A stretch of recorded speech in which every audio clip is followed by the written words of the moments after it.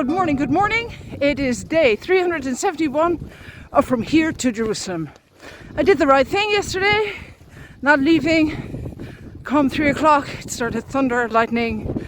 It was like insane. I've been really struggling the past few days. God, does it ever stop? But a new day, new beginning. I'm gonna go put it over another side. I'm on my way to Keshon. It's gonna take me about 2 or 3 days. It's a good bit of distance, over 60 kilometers. I'm just gonna do it, and no more bullshit, no more nonsense. I'm gonna focus on what I'm doing. I'm here to walk through the country, not to make friends. So off we go. Had a long chat with Marcel, yeah, I'm ready to go do this. So there is literally small villages between here and Keshon.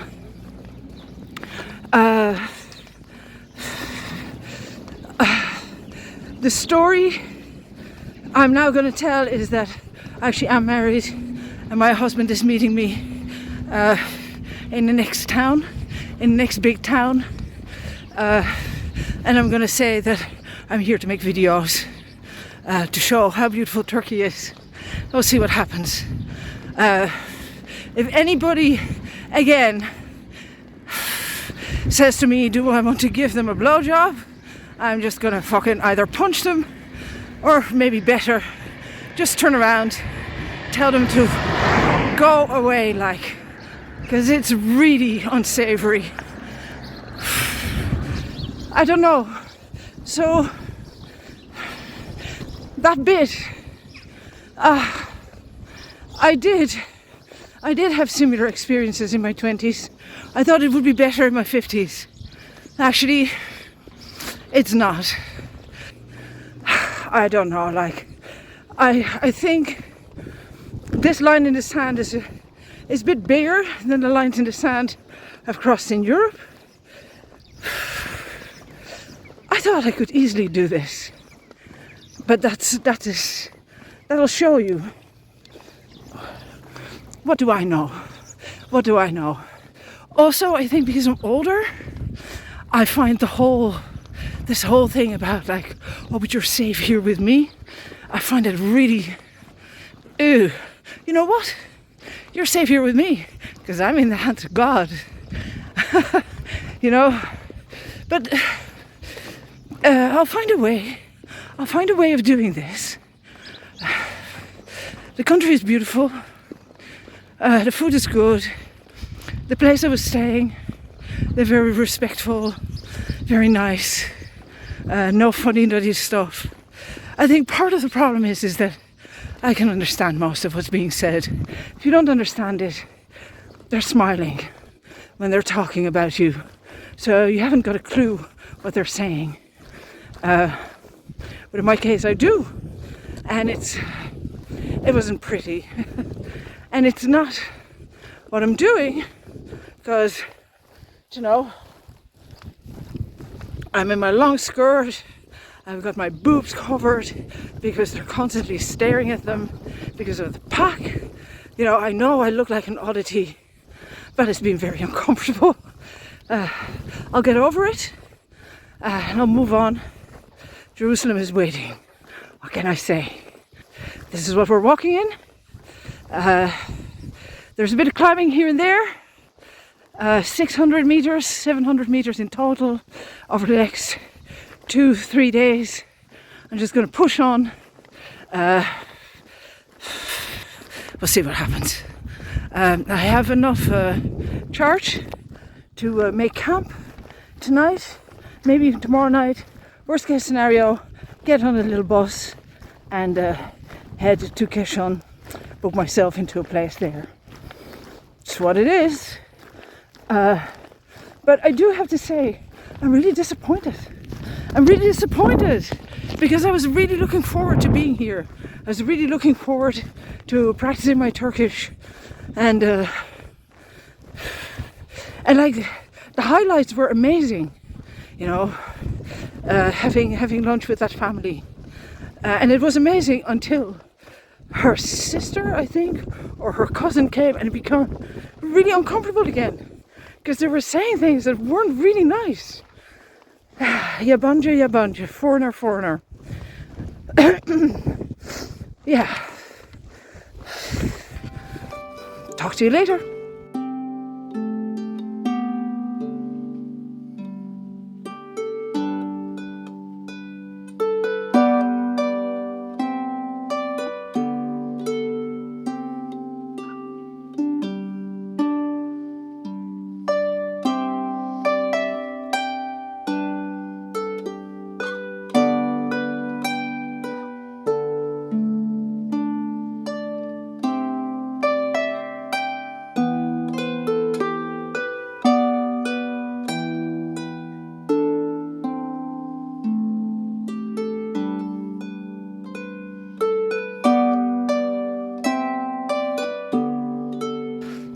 Okay, I'm about 7-8 kilometers in.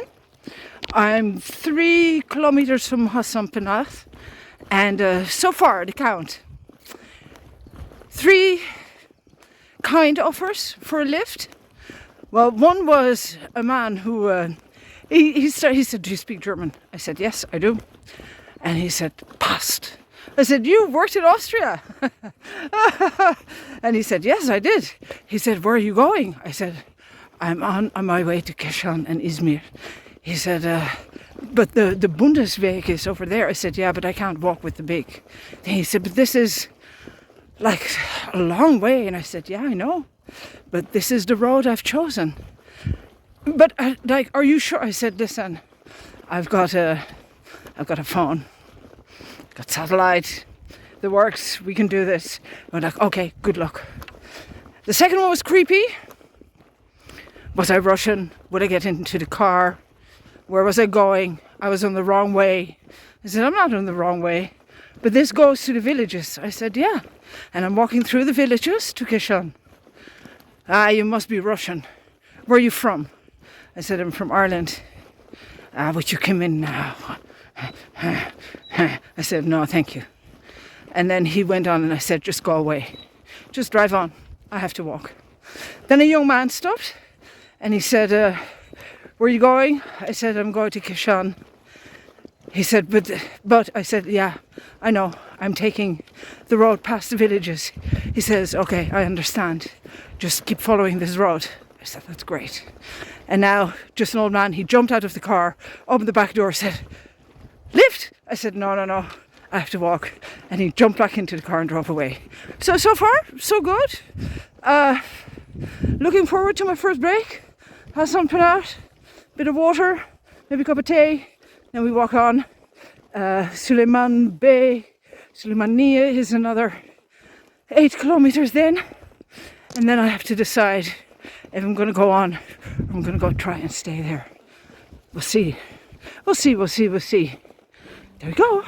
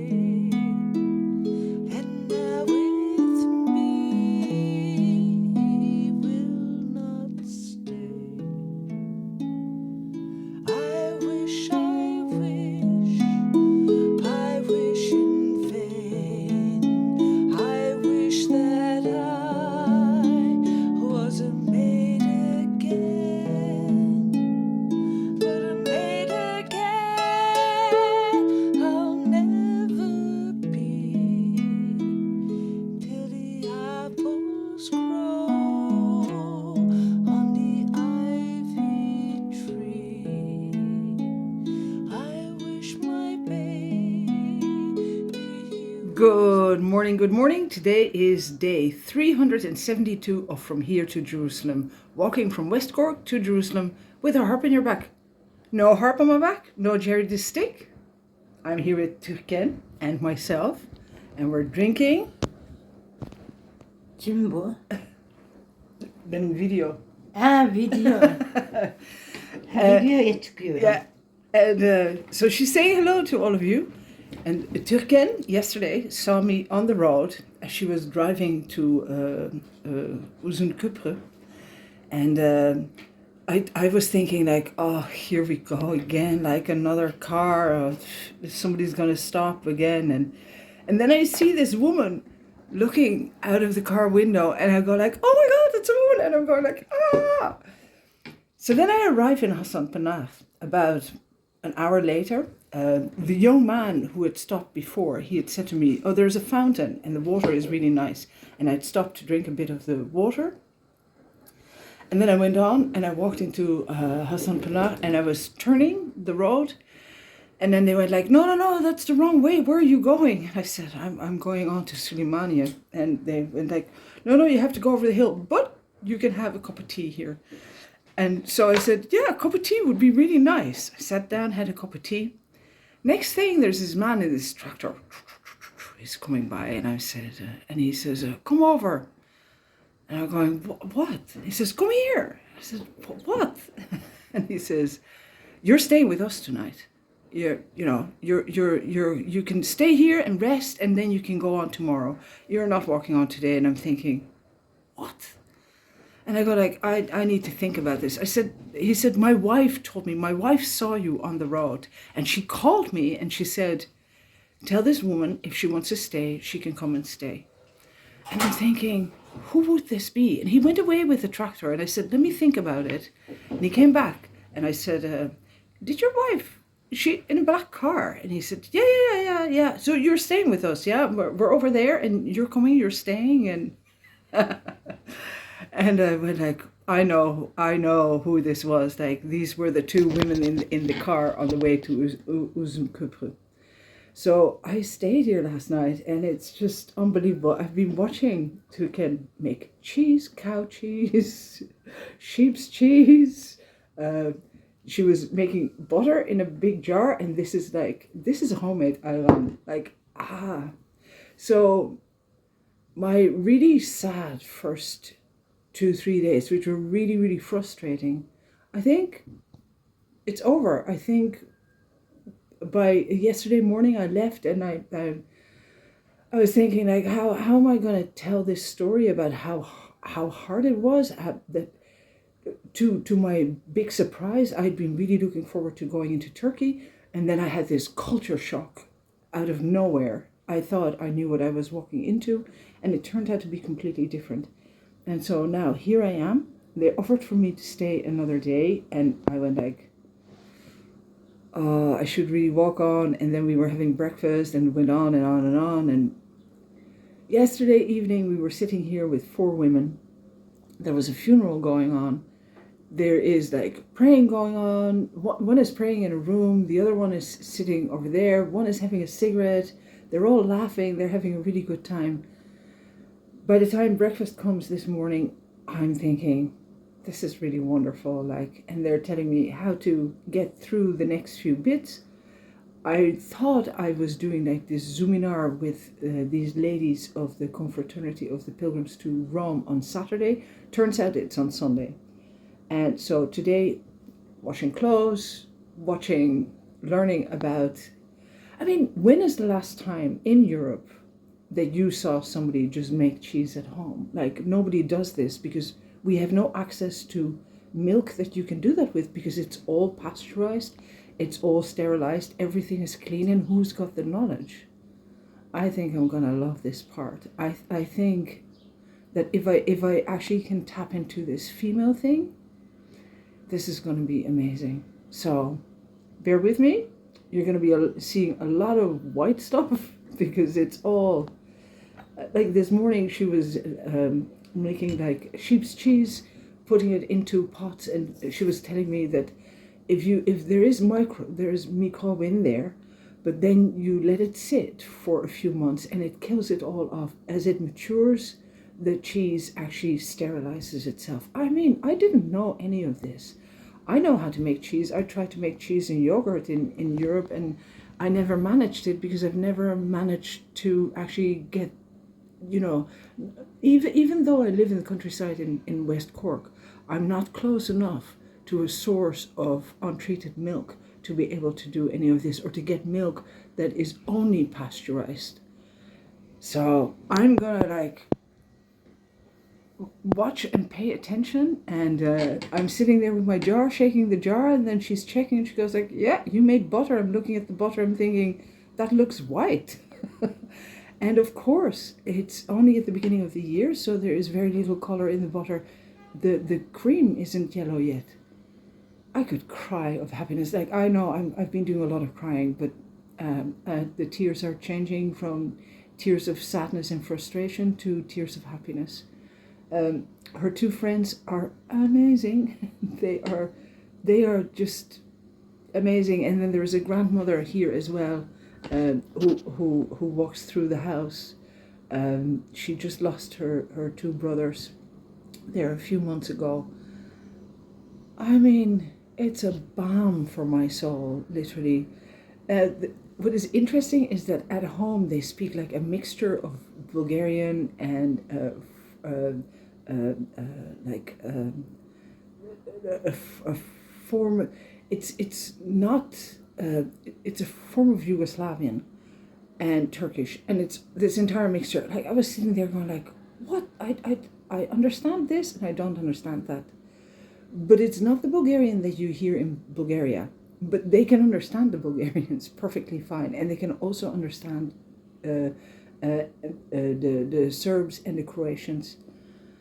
It's just like, it's again a complete eye opener, Now, Hasanpinar is a tiny little village. It's on the village road on the way to Keshan. Keshan from here, for me, is 49 kilometers. I have an issue with the route, because on Google Maps it actually says there is a road, and on my walking maps it says there is no road and there's a river.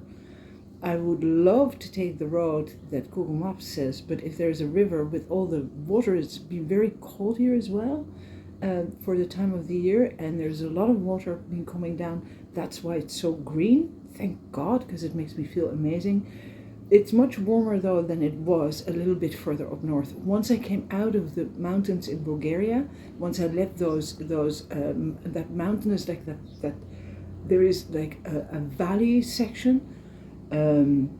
Once I came out of that, the weather just changed, as in it got a whole lot warmer. But it has been storming and raining. It's been very, very interesting to arrive here.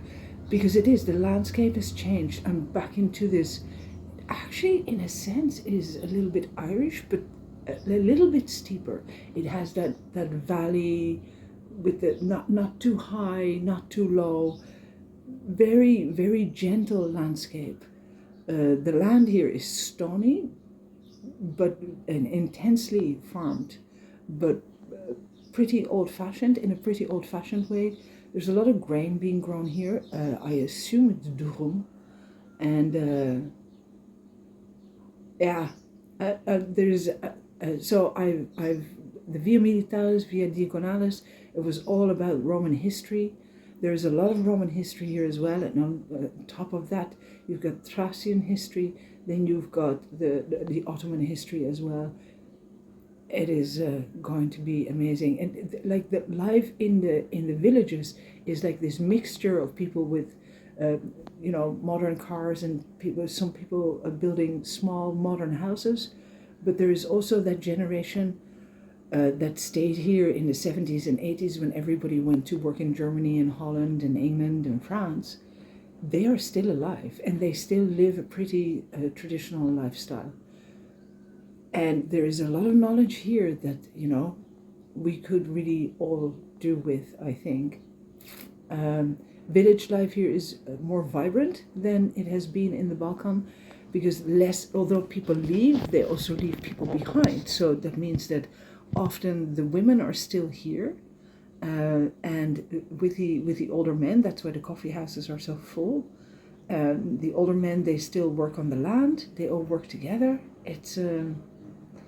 It's not something that I've seen in the Balkan. Now, don't get me wrong, I'm not saying it doesn't happen. What I'm saying is that I wasn't there in the right season to see it, how village life was.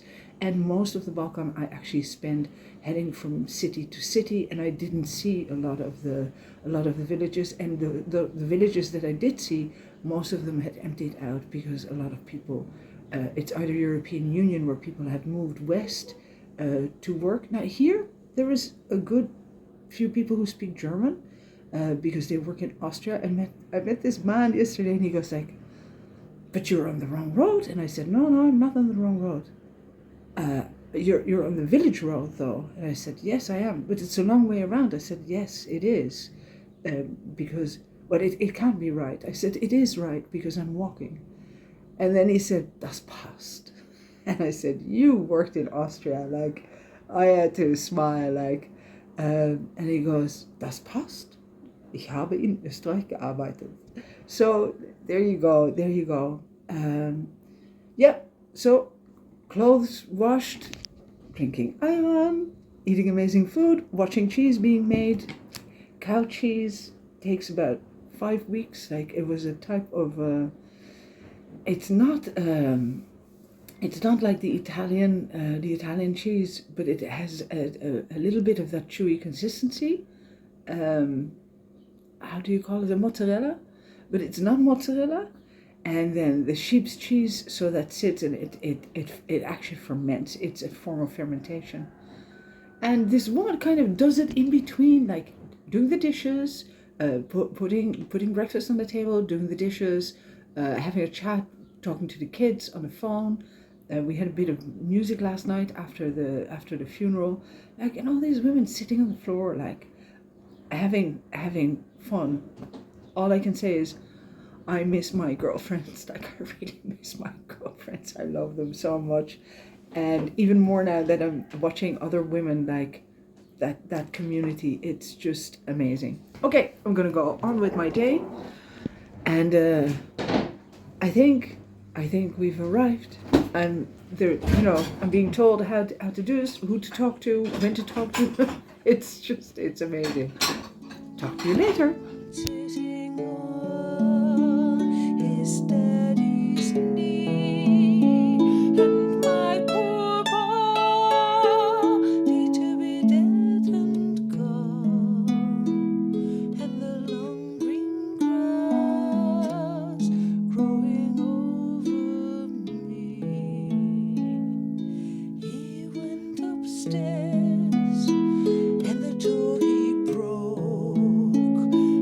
Found her hanging by a